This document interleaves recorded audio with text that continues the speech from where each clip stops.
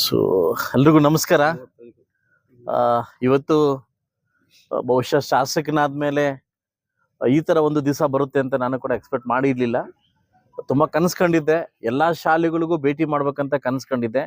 ಇವತ್ತು ಬಹುಶಃ ಈ ಆಗ್ನೇಯ ಕ್ಷೇತ್ರದ ಒಂದು ಎಲೆಕ್ಷನ್ ಪರ್ಪಸ್ ಆಗಿ ಎಲ್ಲ ಬೆಳಗ್ಗೆಯಿಂದ ನೆನ್ನೆಯಿಂದ ಎಲ್ಲ ಶಾಲೆಗಳನ್ನು ಮೀಟ್ ಮಾಡಿ, ಎಲ್ಲ ಒಂದು ನಮ್ಮ ವೋಟರ್ಸ್ನ ಮೀಟ್ ಮಾಡಿ, ನಮ್ಮ ಪ್ರಾಧ್ಯಾಪಕರೊಂದನ್ನು ಮೀಟ್ ಮಾಡಿ ನಮ್ಮ ವ್ಯಕ್ತಿಗೆ ಓಟ್ ಕೊಡಿ ಅಂತ ಕೇಳ್ಕೊಂಬರ್ತಾ ಇದ್ದೀನಿ.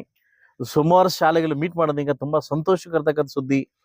ಕೆಲವು ಸ್ಕೂಲಲ್ಲಿ 90%, 95%, 85%, 75% ಈ ಥರ ಬಂದಾಗ ನಾನು ನೇರವಾಗಿ ಮಾತಾಡ್ತಕ್ಕಂಥ ಅವಕಾಶ ಇವತ್ತು ಸಿಕ್ತು. ನನಗೆ ಎಲೆಕ್ಷನ್ ಪರ್ಪಸ್ಗಿಂತ ನಾನು ಎಲ್ಲ ಒಂದು ಇವ್ರನ್ನ ನೇರವಾಗಿ ಮೀಟ್ ಮಾಡ್ತಕ್ಕಂಥ ಅವಕಾಶ ಒಂದು ಸಿಕ್ಕಿದ್ದು.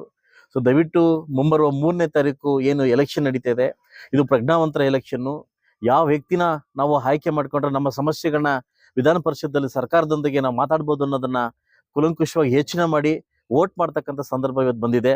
ಸೊ ನಾವ್ಯಾರು ಅವಿದ್ಯಾವಂತರಲ್ಲ, ನಾವೆಲ್ಲ ವಿದ್ಯಾವಂತರು. ಯಾವ ವ್ಯಕ್ತಿಗೆ ಆಯ್ಕೆ ಮಾಡೋದ್ರಿಂದ ನಮ್ಮ ಸಮಸ್ಯೆಗಳನ್ನ ಮಾತಾಡ್ಬೋದು ಅನ್ನೋದನ್ನ ನೀವು ಅರಿವಿರ್ತಕ್ಕಂಥ ವ್ಯಕ್ತಿಗಳು. ತಾವು ಇದನ್ನ ಮನವರಿಸಿ 3 ಬಾರಿ ಆಯ್ಕೆಯಾಗಿ 3 ಬಾರಿ ಶಾಸಕರಾಗಿ ಅವರದೇ ಒಂದು ದಾಟಿಯಲ್ಲಿ ಹೆಸರು ಮಾಡಿರ್ತಕ್ಕಂಥ ವೈ ಎನ್ ನಾರಾಯಣಸ್ವಾಮಿ ಅವರಿಗೆ ಮತ್ತೊಮ್ಮೆ 4ನೇ ಬಾರಿ ಗೆಲ್ಲಿಸ್ಬೇಕಂತ ತಮ್ಮಲ್ಲಿ ಒಬ್ಬ ಶಾಸಕನಾಗಿ ನಾನು ಮನವಿ ಮಾಡ್ಕೊತೀನಿ. ಯಾಕೆಂತಂದ್ರೆ ಇದ್ರಲ್ಲೂ ಕೂಡ ನಂದು ಸ್ವಾರ್ಥ ಇದೆ. ನಮ್ಮ ಜಿಲ್ಲೆಯವರಾಗಿರ್ತಕ್ಕಂಥ ಪ್ರಾಧಾನ್ಯತೆ ನಾವು ಕೊಡಬೇಕಾಗುತ್ತೆ. ಯಾಕಂದ್ರೆ ಚಿರಪರಿಚಿತರಾಗಿರ್ತಕ್ಕಂಥ ವ್ಯಕ್ತಿಗೆ ನಾವು ಕೊಡಬೇಕಾಗುತ್ತೆ. ಅದರಿಂದ ಮೊದಲ ಪ್ರಾಶಸ್ತ್ಯವನ್ನ ದಯವಿಟ್ಟು ವೈ ಎನ್ ನಾರಾಯಣಸ್ವಾಮಿ ಕೊಡ್ಬೇಕಂತ ತಮ್ಮಲ್ಲಿ ಸವಿನಯವಾಗಿ ನಾನು ಕೇಳ್ಕೊತೀನಿ. ನಿನ್ನೆಯಿಂದ ನಾನು ಮತ್ತು ಬಿಜೆಪಿ ಮುಖಂಡರುಗಳು ಎಲ್ಲ ಸೇರಿ, ನಮ್ಮೆಲ್ಲ ಬಿಜೆಪಿ ಮುಖಂಡರು ಮತ್ತು JDS ಮುಖಂಡರು ಎಲ್ಲ ಸೇರಿ ಎಲ್ಲ ಮತದಾರರನ್ನ ಸುಮಾರು 650 ಜನ ಮತದಾರರನ್ನ ಭೇಟಿ ಮಾಡಿ ಮತಯಾಚನೆ ಮಾಡಿದ್ದೀವಿ. ತುಂಬ ಖುಷಿ ಆಗ್ತಿದೆ. ಅಧಿಕೃತವಾಗಿ ಇವತ್ತು 4:15ಕ್ಕೆ ಈ ಮತಯಾಚನೆಯನ್ನ ಕ್ಲೋಸ್ ಮಾಡಬೇಕು.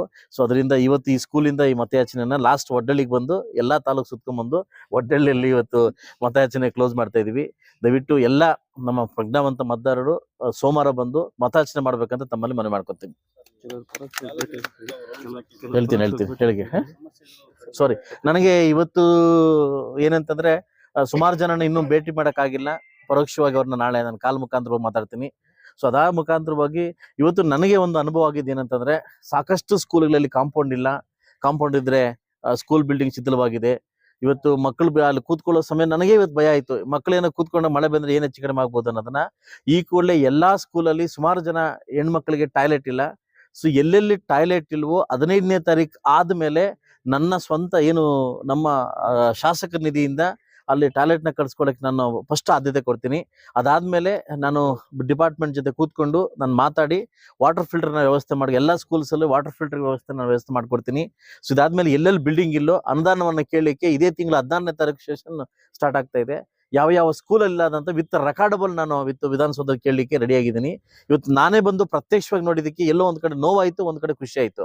ಸೊ ಅದರಿಂದ ಯಾವ ಸ್ಕೂಲಲ್ಲಿ ನನ್ನ ಇವರು PA ಅವರು ಬರ್ಕೊಂಡಿದ್ದಾರೆ, ಯಾವ ಸ್ಕೂಲಲ್ಲಿ ಟೀಚಿಂಗ್ ಇಲ್ಲ, ಯಾವ ಸ್ಕೂಲಲ್ಲಿ ಬಿಲ್ಡಿಂಗ್ ಇಲ್ಲ, ಶಿಥಿಲವಾಗಿದೆ, ಇದನ್ನ ಗೌರ್ಮೆಂಟ್ ಗಮನ ತಂದು ಸೆಷನ್ ಮಾತಾಡ್ಲಿಕ್ಕೆ ಒಳ್ಳೆ ಸಬ್ಜೆಕ್ಟ್ ಸಿಕ್ತು. ಸೊ ಅದನ್ನ ನಾನು ಸೆಷನ್ ಮಾತಾಡಿ ಅದನ್ನ ನಾನು ಮುಂದುವರಿಸಲಿಕ್ಕೆ ಅನುಕೂಲ ಮಾಡ್ಲಿಕ್ಕೆ ನಾನು ಪ್ರಯತ್ನ ಮಾಡ್ತೀನಿ. Thank you.